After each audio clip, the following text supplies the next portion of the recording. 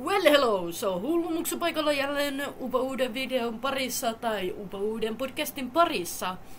Ja tänään me puhutaan retro-pelikonsolista eli Nintendo DS Litestä. Heti alkuun mun on pakko sanoa, että tää on Miksi ja Miten podcasti tällä kertaa. Eli video tulee kestämään jonkin aikaa. Ja jos et halua katsoa videota, niin voit myös kuunnella tän YouTubesta. Elikkä tässä ei tule tapahtumaan mitään ihmeellistä, mä en tule editoimaan tätä, ja jos mä tulen editoimaan tätä, niin ruudulla näkyy vaan pelkkiä tekstejä about tossa kohti. Ja olen sijoittanut itseni semmoisen kulmaan, että tähän mahtuu teksti mun viereeni, joka on tietenkin hyvä juttu. Jos mä päätänkin editoida, se on aina vaan plussaa. Mutta mennään suoraan kysymysten pariin. Mä haluan tämän videon kuitenkin purkkiin johonkin aikaan. Ja tää on katsottavissa juuri nyt sulle. Ja mitäs kysymyksiä meillä on täällä? Ensimmäinen osio 30 kappaletta kysymyksiä, toinen osio 30 kappaletta kysymyksiä.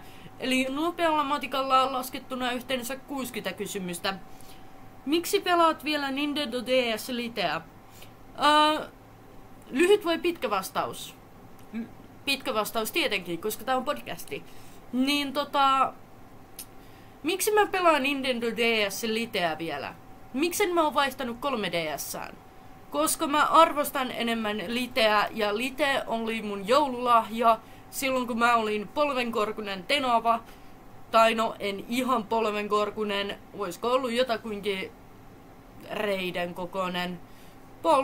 Polven yläpuolen kokoinen kuitenkin mun jalan mitta. Niin sen kokoisena mä sain kyseisen laitteen. Ja mitä mä oon tykännyt laitteesta? Laite on toiminut tosi hyvin tähän päivään asti. Ainut probleema, mikä mulla ei ole tällä hetkellä piuhaa, mutta sekin on tulossa. Ja miksi mä pelaan? Oli kysymys. Kysymyksen on yksinkertainen ja lyhyt ja ytimekäs vastaus. Eli siis, mua välillä ärsyttää kaikki Fifi-jutut, 4K:t, you name it, mitä näitä nykypäivän laitteistoja on. Niin joskus on ihan hyvä ottaa semmonen kädet irti momentti ja toteaa, että I'm fucking out this the moment. Ja napata se vanhempi versio käteen ja ruveta pelaamaan. No, toimiiko tää mun Nintendo DS Lite vielä? Oi kyllä, se toimii. Ja luojan kiitos, se toimii vielä. Missä täällä on puuta? Mun tarvii koputtaa puuta. Tuossa. Noin. Nyt koputin puuta ja rukoilen, että se vielä toimii tämän videon jälkeen. Ja ehkä loppuelämäni. Miksi en ole siirtynyt uudempaan pelikonsoliin? Voi pojat, mulla on Xbox Series X, Nintendo DS Lite, ja niillä mä pärjään. Aina kun mua kyllästyttää pelata Xboxilla, mä vaihan Liteen, ja tää on tosi mukava. Tää on myös erittäin pieni konsoli, ja tää laite mahtuu taskuun, ja mikä peli mulla on tällä hetkellä menossa, siihen pääsemme videon lopussa. Miksi juuri DS Lite, vaikka eikö 3DS? Sen takia, koska mä sain tän joululahjaksi, ja mä arvostan sitä, että mä sain tän joululahjaksi, koska tähän käy Nintendo DS3 pelit, niin mihin mä tarviin Nintendo 3DS:ää? Mihin? En mihinkään. Miksi rakastat vanhoja pelejä? Siihen on monta syytä. Mä rakastan vanhoja pelejä siinä mielessä, että ne on OG-laatua. Ne on vanhoja ja niistä tulee semmonen lapsuudenomainen fiilis. Ja sen takia mä rakastan niitä pelejä. Mitä tunnet nostalgia-peleistä? Miksi tunnet nostalgiaa DS-peleistä? En ymmärrä kysymystä, joten skip. Miksi Pokemon tuntuu paremmalta DS:llä? Koska Pokemon on tehty alun perin sarjaksi, elokuvaksi, kirjaksi, mitä näitä kaikkia on. Mutta mä koen, että mä rakastan pelata Pokemonia mieluummin Nintendo DS Litellä kuin Xboxilla tai Switchillä. Mulla ei ole tietenkään Switchiä, mutta haluaisinko mä Switchin? En. Miksi? Se maksaa ihan törkeän paljon ja mulla ei ole rahaa siihen. Totta kai, jos olisi rahaa kuin roskaa, niin sijoittaisin kaikki peleihin ja kaikki viihteeseen ja kaikki tähän, mitä mä juuri tällä hetkellä teen. Ja seuraava kysymys. Miksi Lite on tärkeää sinulle? Lite on tärkeää mulle sen takia, koska mä sain tämän joululahjaksi ja tähän käy 3DSn-pelit, joten miksi mä vaihtaisin 3DSään? Ja tuleeko tää kyseinen mun konsoli ikinä myyntiin? Niin ei. Ei tule. Ei tule. Mä en kauppaa tätä mistään hinnasta. Niin kuin mä sanoin, mun äiti osti tän mulle joululahjaksi vähillä rahoilla ja mä arvostan sitä. Ja sen takia tää ei tuu kaupaksi. Yleensä kaikki mun joululahjat, mitä mä saan, niin mä en myöskään myy niitä, vaan mä pidän ne itellä, koska mä arvostan niitä. Se, että mun läheiset satsaa muhun ja niin poispäin, niin se olisi tosi väärin, jos mä antaisin niitä saatuja tavaroita pois. Ja kuka nyt haluaa ilmaista tavaraa myydä, jolla on vielä tunnearvoa?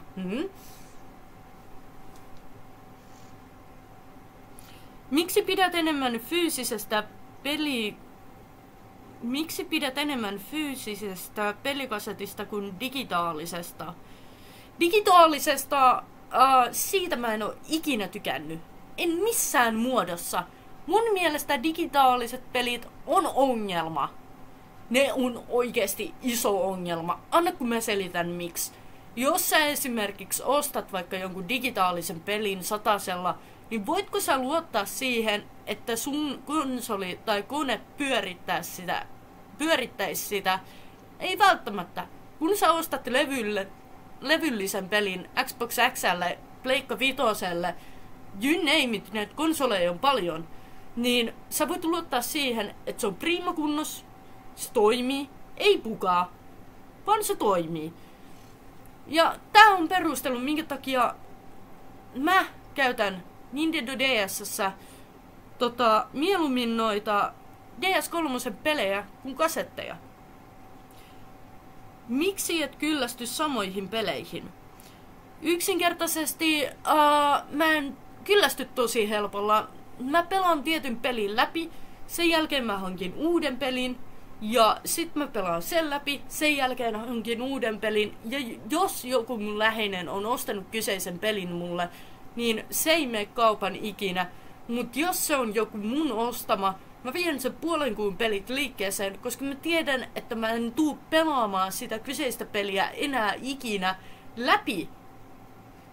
No, Like a Dragon Ising on poikkeus. Mä pelaan nyt sitä 3. kertaa vai 4. kertaa läpi. En oo pysynyt laskuissa.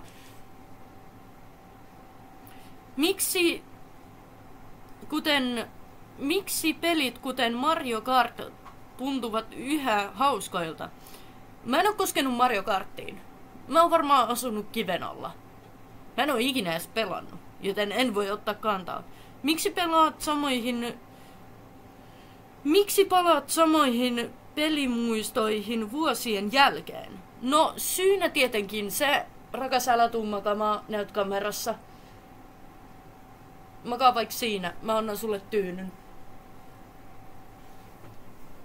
Oja siihen. Joo siis, mulla on tällä hetkellä meikäläisen rakas, joka kuuntelee tässä samalla kun minä kuvaan. Annoin hänelle juuri tyynyn, että hän ei näy kamerassa, koska hän on saanut julkisuudesta tarpeeksi. Hän ei kaipaa sitä yhtään enempää. Mutta mikä se kysymys oli? Miksi palaat vanhoihin pelimuistoihin vuosien jälkeen? Koska ne on ollut hyviä kokemuksia. Mä en keksi mitään negatiivista. Miksi vanhat grafiikat eivät häiritse sinua? Niin kuin mä sanoin, mä tykkään välillä pelata retrokonsolilla ja musta se on tosi hauskaa nähdä, että missä joskus ollaan oltu, mistä on lähdetty eteenpäin. Se on niinku hauskaa palata vanhoihin muistoihin ja samalla muistella, että hei hetkonen, mähän olin tosi hyvä tässä ja tässä pelissä. Kuten esimerkiksi Pokemon-peleissä. Miksi jaksat vielä kerätä DS-pelejä? Se on mun keräilykohde ollut mun koko jalan mittaisesta munkulasta asti. Miksi DS Lite on sinusta parempi kuin Switch? Damn, mikä kysymys. Switchi joutuu yhdistämään nettiin ja sit se pitää uudelleen ja jada nämä perusjutut, mitkä joka ikinen käy läpi, kun ottaa uuden puhelimen, tietokoneen tai jonkun muun käyttöön. Niin ei kiitos. Se on se ongelma. Miksi yksinkertaisuus on sinulle tärkeää pelaamisessa? Sen takia, koska yksinkertaisesti mä rakastan yksinkertaisuutta ja se on myös tosi helppoa. Sinänsä, ettei tarvitse tapella netin kanssa, ei tarvitse tapella wifiin kanssa, ei tarvitse tapella ylimääräisten juttujen kanssa, joiden takia mä menetän hermot ja kun mä edes ajattelen koko juttua, niin hyvä jos en menetä hermoja. Miksi nautit pelaamisesta ilman internettiä? Alun perin pelaaminen oli sitä varten, että sä et tarvinnut nettiä. Sä et tarvinnut nettiä siihen, että sä käynnistät pelin. Eikö se näin ollut?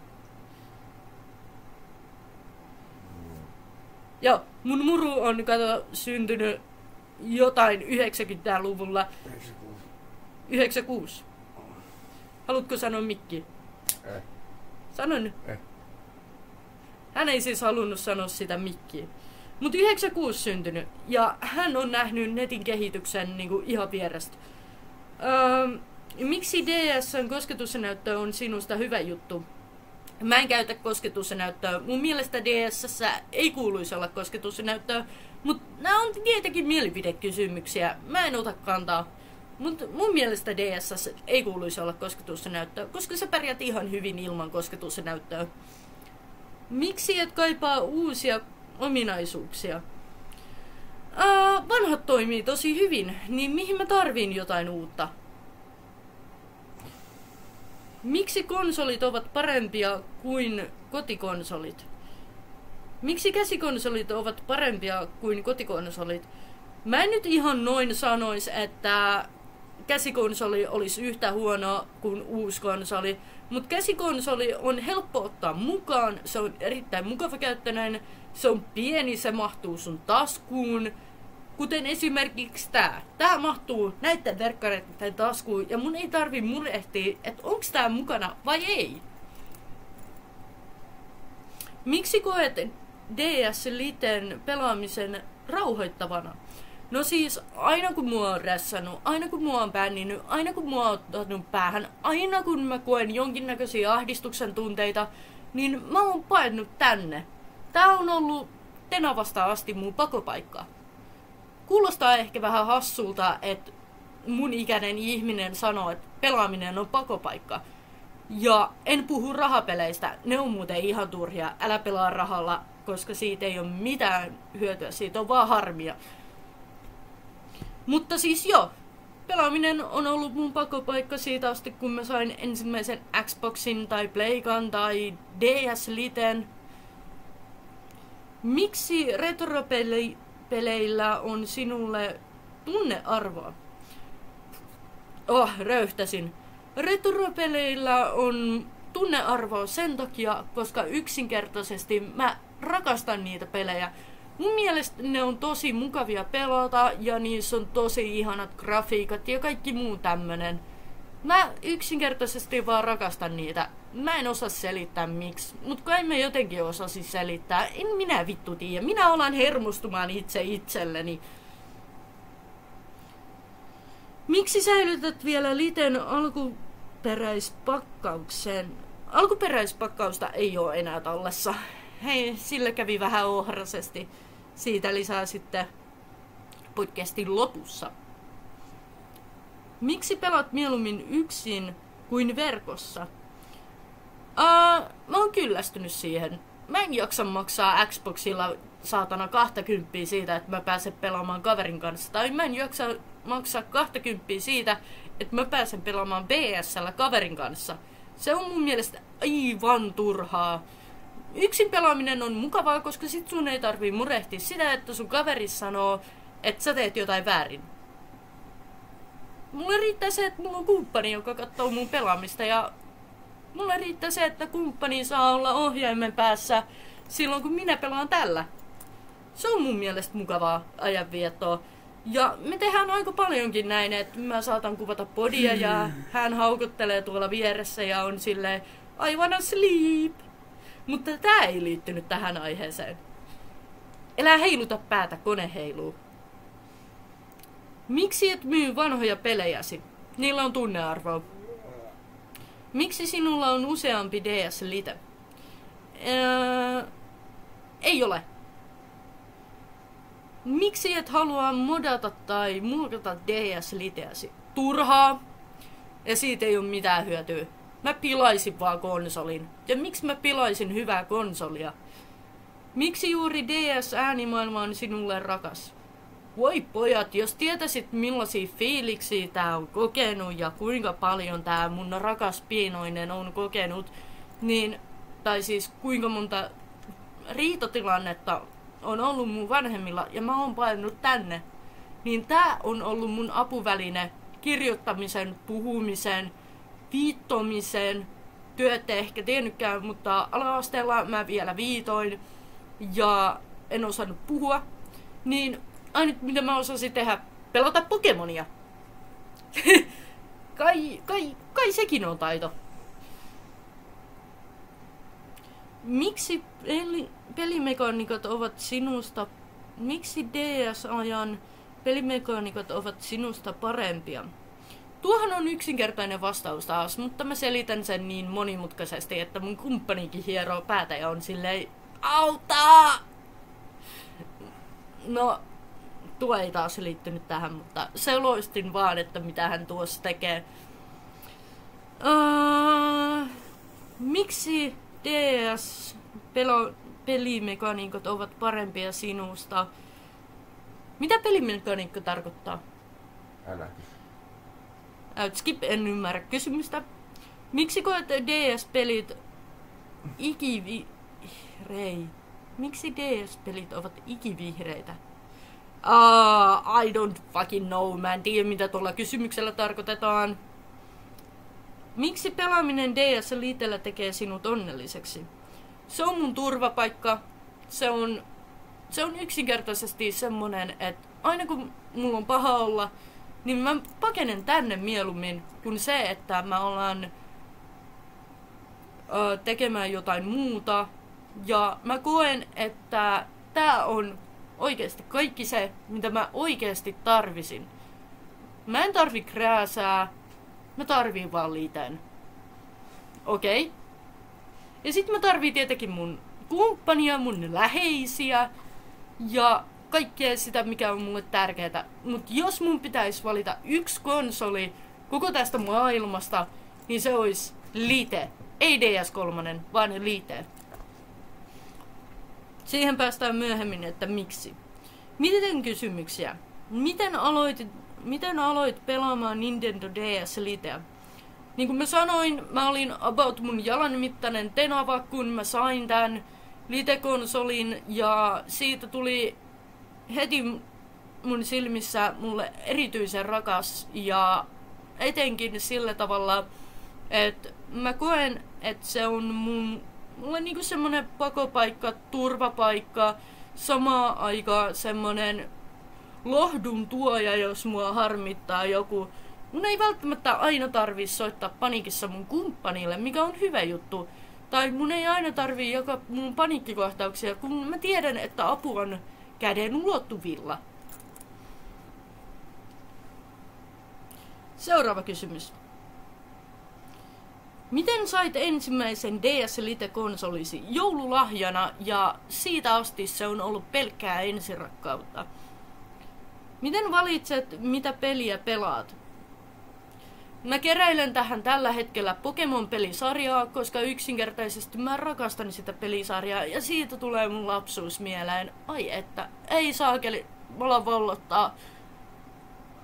Mä tarviin halin.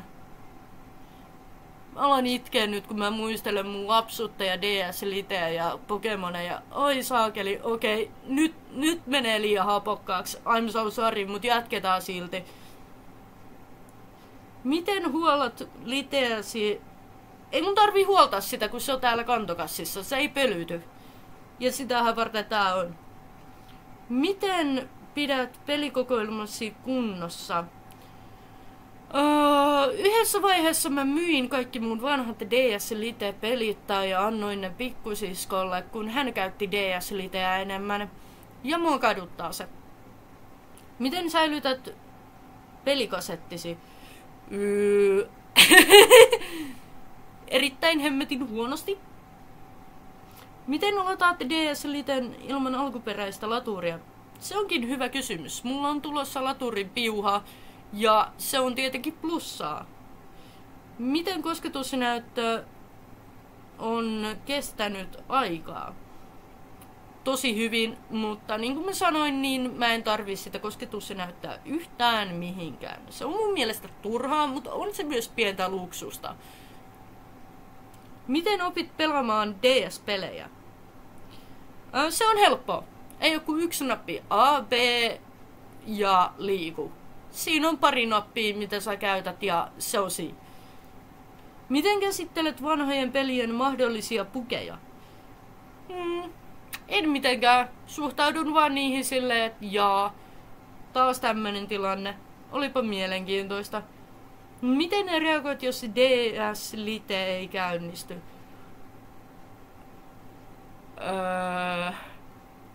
Apua. Se on ensimmäinen sana, mikä tulee mieleen.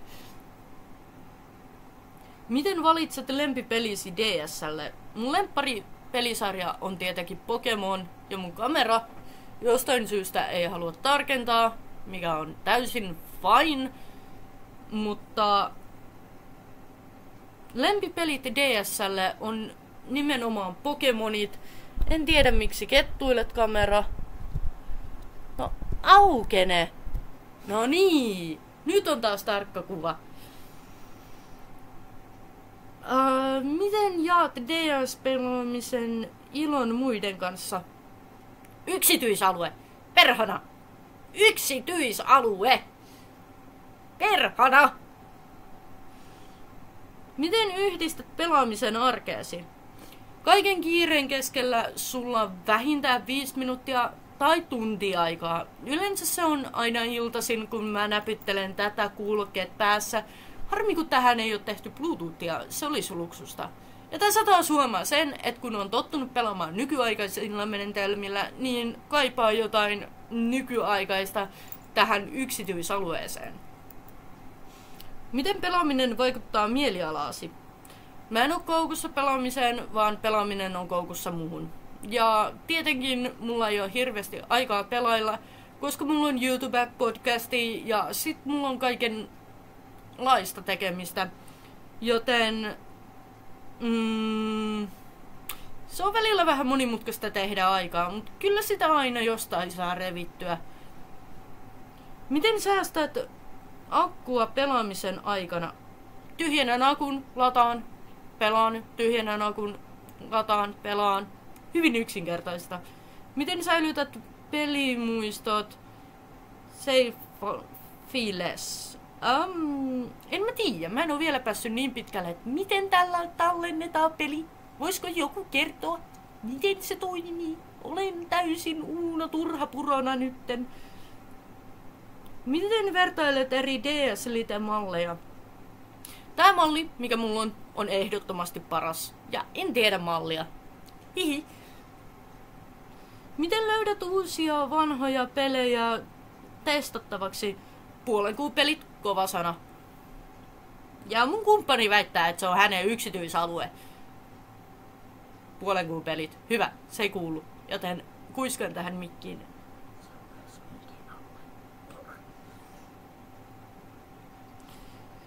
Miten opastaisit uutta pelaajaa käyttämään DS-liteä? Hyvin yksinkertaista. Paina älä tota. Ja kun sä sanot älä paina niin tietenkin joku painaa sitä, joten sano mieluummin älä paina tota. ja sitten sanot, että paina tota, niin ei varmasti paina sitä nappia. Täytyy olla vähän käänteispsykologiaa. Se toimii aina. Miten reagoit, jos joku vähättelee DS-pelaamista?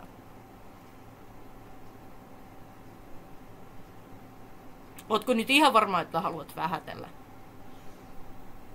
Siinä vastaus. Miten käsittelet pelien vaikeita kohtia? Onneksi meillä on nykymaailmassa internet. Thank God! Sieltä saa neuvoa, sieltä saa apua ja sitten voi kysyä tietenkin, että onko sulla tämmöistä peliä, miten sä oot pelannut tän läpi. Ja yleensä mä katon gameplayn ja sitä mukaan etenen siinä pelissä. Miten yhdistät pelaamisen muiden harrastusten kanssa? Ei mulla ole mitään muuta harrastusta kuin pelaaminen. Se on mun suosikkilaji.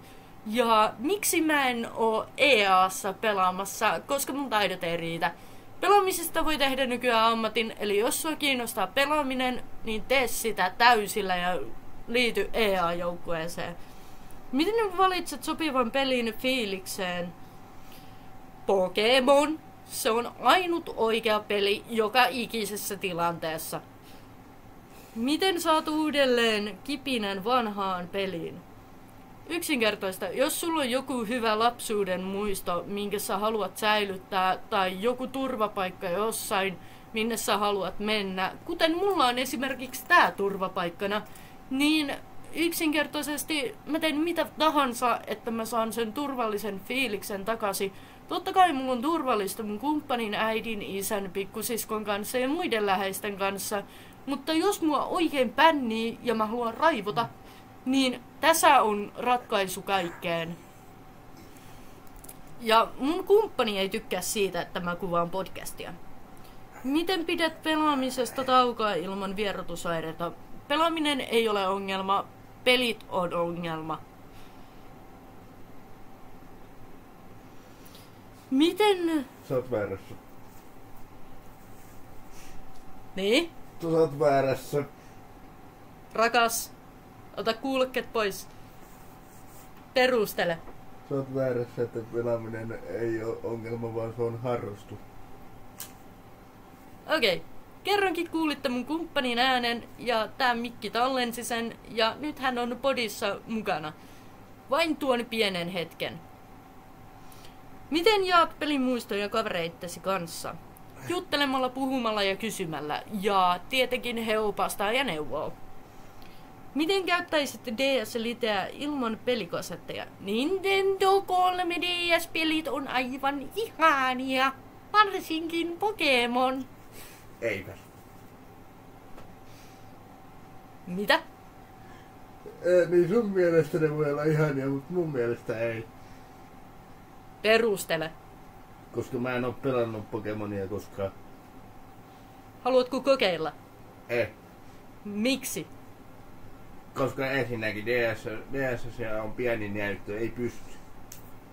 Etkö näe kunnolla näyttöä? Ei. Ärsyttääkö se? Joo. Eli sä pelat mieluummin mun Xbox X:llä? Ja. Okei. Siinä on mun kumppani, joka inhoaa sitä, kun mä pelaan Nintendo DS Litellä. Nintendo DS 3-pelit on aivan ihania ja niitä on mukava omistaa. Miten teet vanhoista peleistä vielä jännittäviä?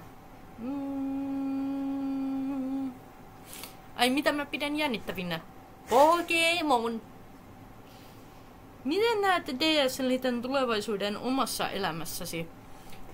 Mä näen sen siten, että mä oon siinä melkein kiinni 247, mutta en nyt ihan. Välillä saattaa venähtää joku useampi tunti ja joskus mä en edes kuule omia ajatuksianikaan, kun mä uppoudun sinne niin syvälle. Miten kävi viimeksi, rakas, kun mä pelasin sillä? Sä et kuunnellut, mitä mä puhuin. Ärsyttikö? Joo. Ja siinä on hänen osuus tästä podista. Hän osallistui loppumetreillä. Pientä haastattelua. Mutta hei, joka tapauksessa hyvää alkavaa kesälomaa kaikille. Se oli Hullumuksu ja toivottavasti nautit videosta, vaikka puhuttiinkin retropelikonsolista. Mutta joka tapauksessa, jos haluat liittyä tämän kanavan jäseneksi, tilaaminen on ilmaista, tykkääminen on ilmaista. Se ei olisi mitään muuta kuin tuttu tapa. Moikka!